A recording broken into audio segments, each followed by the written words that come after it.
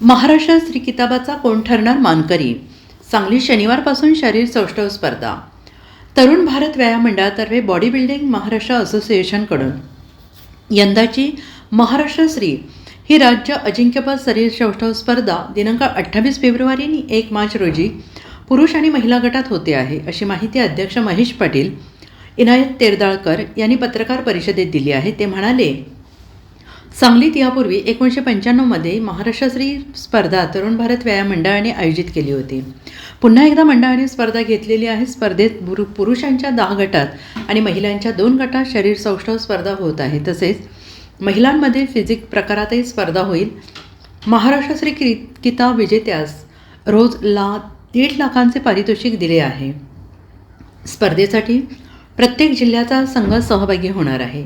स्पर्धेतून भारतश्रीसाठी राज्य संघ निवडला जाणार आहे. उद्घाटन सायंकाळी 5 वाजता जिल्हाधिकारी अशोक काकडे यांच्या हस्ते आणि जनस्वराज्य शक्ती पक्षाचे प्रदेशाध्यक्ष समित कदम यांच्या उपस्थितीत आहे.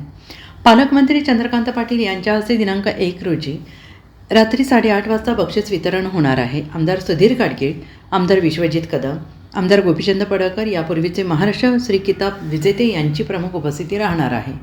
Bureau report, SBN Marathi, Sangli.